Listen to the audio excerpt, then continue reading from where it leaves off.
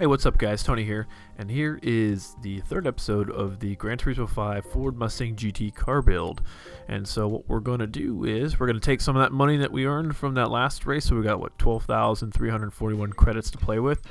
So what we're going to do first is we're going to finish off the free mods that I didn't do last time. So we got the air filter, so we're up to 342 horsepower for 450 credits. It's kind of a nice little, touch of nice right there. Stage 1 weight reduction, very important. We dropped almost 200 kilograms on that one. What did we go from? 1630 to 1467. Stage 1 engine performance, so we're up to 393 horsepower for, I believe that's 2,500 credits. Yeah, 2,500 credits. And then it takes me a second to kind of think around. And so what I'm debating on doing right here is getting that the semi-racing flywheel, because I've got 43. Almost 4,400 credits left, and so I decided what I'm going to do is go pull some more horsepower. So we're going to get the air intake for 2,500, so we're up to 401 horsepower. So we started this episode is starting at 332 horsepower. We're ending at 401 right now, and then I'm going to finish this off by picking up the the semi-racing flywheel for 1,500, and that's going to finish off our modifications for this episode. So I think what did we spend here? 10, 11, 9. We spent 11.9 on modifications, and we were able to raise the horsepower. What is that? 69 horsepower, and we dropped almost 200 kilograms. Okay, so what we're gonna do is, I'm the kind of guy, and I mentioned this before in my baseball videos. I'm the kind of guy that if I lose something, or if I have a struggle in any sort of way, I go right back to it. So I did all these engine modifications, and I'm heading right back into the circuit because I want to win. I don't want to go down, defeated. I think I finished in third place that last time. I can't handle that. So I got to win. So you can see the competition. We've got Corvettes, Stingrays, Chevelles, Prowler.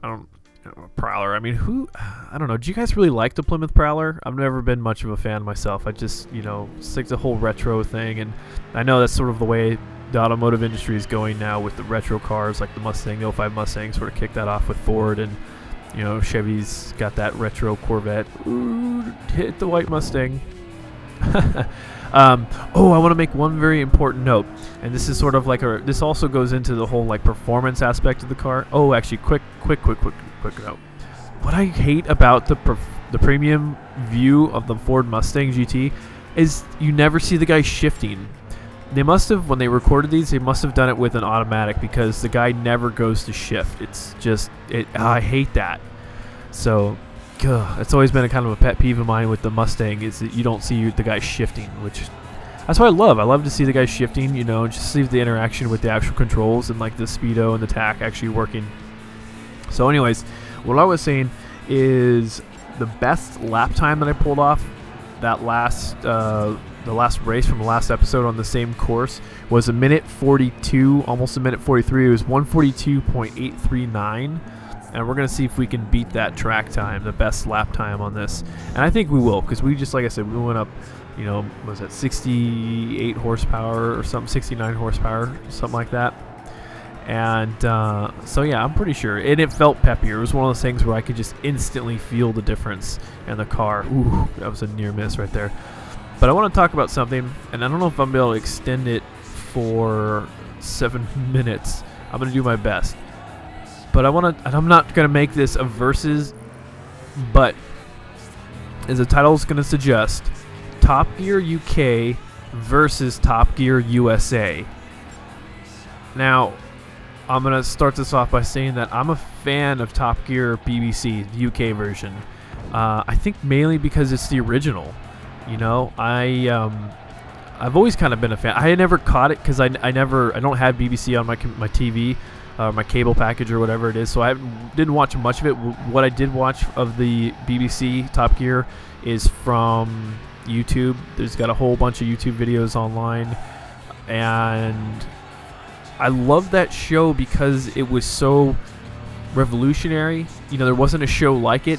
And what's really funny is when you think about Top Gear, it's these guys who are driving balls to the walls, and they're not taking out, but there's this tearing up these $100,000 or pound for them, 100,000 pound plus vehicles, and they're doing these reports on them and they're testing them, and these are cars that the every man cannot afford. I can't afford a $100,000 car, but what's nice is these guys are so blue collar about it. At least the BBC guys are so blue collar that you get the impression that you're sort of vicariously living through them. They're taking these cars and they're having these adventures in them, and they're doing these crazy tests and challenges, and that could be you. You know, and that, I think that's the appeal of the show, is the crowd itself. You know, they probably all own $20,000 to $30,000 cars. You know, I think the cheapest cars they've tested, I mean, besides the what do they call it? Oh shoot, I'm blanking on this. It's the shitty little celebrity car that they race around the track. I can't remember what they call it off the top of my head. All I can remember is the U.S. called it the Big Star, a small car or some shit like that. So, anyways, I think the Evo and the STI are probably on the cheaper scale, less expensive scale, what they normally test. But the challenges they come up with, like I said, the show for me it's just been revolutionary. So when you take that formula, what had made the BBC Top Gear excellent, and when they brought it over to the US, they lost something in there. I think it's the hosts. That's what I usually. That's why. Well, let me say this first. First thing is the Top Gear USA, you know, the one on the History Channel. It doesn't. I don't think it belongs on the History Channel in the first place. If you're to put a show like that anywhere, it should go on the Speed Channel, and you let the Speed Channel guys take care of it. I don't quite understand the History Channel and this idea that they're going through and they're making all these reality TV shows like Pawn Stars and Swamp People and Ice Road Truckers and stuff. It's just not what made the History Channel popular in the first place, and so they're going to do stuff like Top Gear and all these other shows. So I don't see the whole reason why they put Top Gear on the History Channel in the first place. Anyways, that aside, I think the people, if they would have put it on Speed, formerly known as Speed Vision, Speed Channel, I think they would have done a lot better of a job. I don't know why. I just have that feeling. But the guys who are doing Top Gear for the History Channel, I like the driver guy. I know he's a professional drifter guy, just a professional drag racer. I mean, just professional driver. And then the kind of fat guy with the beard and the glasses. I like that guy too. But who I don't like is the comedian. And he's actually a comedian. He's just, I don't know, there's something about him. I just don't like him. And I can't put my finger on it. I just don't like the guy. And then the challenge they do, they're very reminiscent of the stuff that they've already done on Top Gear BBC.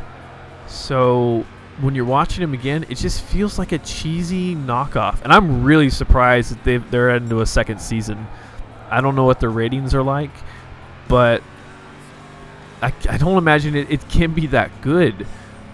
I don't see the things that they're doing as all that great. I mean, they're doing the same thing that the BBC guys are doing, and the BBC guys have so much more character to them. There's something about the banter that goes on between the three guys in the BBC. You know, it just, I don't know. You guys, I know there's guys. You guys are probably, the people who are watching this know exactly what I'm talking about. You can just tell there's a difference. And now, if you guys are in the UK and you've never, or even in Europe for that matter, and never have seen the US Top Gear, you probably are not going to be too impressed, because I don't know. It's just, I'm not impressed with it. I really wish I could come up with some sort of a solution for these guys and be like, okay, this is what you guys are doing wrong, and this is how you can change it. But I can't. I think mainly because of the fact that they're taking a well executed TV show and they're copying it, and that's pretty much all they've done. Is they've just copied it, and they're gonna rehash old episodes and make. Oh, look at me run off the course! Brilliant. And they're just gonna rehash them and sell them to the U.S. audience, who more than likely haven't seen them yet. So it'll be groundbreaking for a U.S. market, but not so much if you're a fan of the original show. So I'm not much of a fan of it right now. My coworker, this guy Stro that I work with, I think I've mentioned it before. He's got a blue Subaru WRX, and he hates the show, and I'm not much of a fan of it either. Although they're doing an episode tonight about like a $5,000 limit on cars, and one of them's got that old Fiero Ferrari thing. That's kind of interesting. The big fat guy with the beard. So I might tune into that. I don't know. Anyways, what I would be kind of interested to see, and I doubt they'll ever do this, is a Top Gear BBC versus Top Gear History Channel, or Top Gear UK versus Top Gear USA. That would be kind of interesting to see them do that, because I've seen the Top Gear UK guys do it versus I think it was like a racing or like a program very similar to a German one, and I think they did. Oh, what was the other one? A Swiss or no Canadian? I can't remember. I know they did one with the Germans, and it was hilarious. Oh my god, I laughed so hard. But yeah, it's just the show's not all that revolutionary. Let me know what you guys think. What do you guys feel about Top Gear USA? You know, do you like it? Do you not like it? Do you think it should just get canceled? You know, maybe they should just broadcast the BBC one in the first place and not have to, you know, rehash it. So, anyways, guys, that's in this race. Finished first place, 17,003. We're going to get it some more modifications in the next video. So thanks for watching. Thanks for subscribing, and I'll talk to you later.